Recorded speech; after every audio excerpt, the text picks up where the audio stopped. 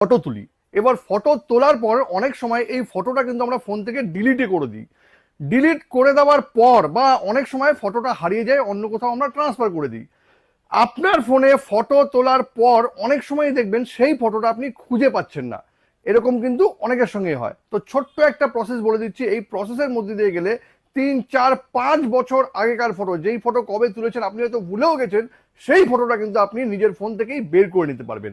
তো এই প্রসেসটা কি জানতে গেলে ভিডিওটা শেষ পর্যন্ত দেখুন, আর প্রসেসটাও একদম সেভ করে নিন। এই জন্য শুরুতেই আপনাকে প্রথমে গুগলটা খুলে নিতে হবে। গুগলটা ওপেন করে নিলাম। ওপেন করে নেওয়ার পর সার্চে গিয়ে আপনি লিখে দেবেন গুগল ফটোজ। এই যে গুগল ফটোজ, এটা ক্লিক করে নেবেন। ক্লিক করে নেওয়ার পর এই যে সাইন ইনে ক্লিক করবেন। সাইন ইনে ক্লিক করে নেওয়ার পর এই যে 3টে দাগ আছে, এখানে ক্লিক করবেন। সোজা চলে আসবেন, এই যে সেটিংস আছে, সেটিংসে ক্লিক করতে হবে। সেটিংসে ক্লিক করলাম। সেটিংসে ক্লিক করে নেওয়ার পর একটু নিচে আসতে হবে। নিচে এসে আপনাকে আসতে হবে সাজেশন, এখানে ক্লিক করবেন। সাজেশনে ক্লিক করে নেওয়ার পর এখানে দেখুন একটা অপশন আছে আনসেভড ক্রিয়েশন, এখানে গিয়ে ভিউ করবেন। এখানে ভিউ করলেই কিন্তু আপনি বহু পুরনো ফটো, যেই ফটোগুলো আপনি হয়তো ভুলেও গেছেন, সেই ফটোগুলো পেয়ে যাবেন। তারপরে এখান থেকে কিন্তু সেই ফটোগুলোকে আপনি নিয়েও নিতে পারবেন। পুরনো ফটো খুঁজে বের করার এই দারুণ প্রসেসটি যদি কখনো আপনার কাজে লেগে থাকে তবে কিন্তু এটাকে অবশ্যই শেয়ার করবেন।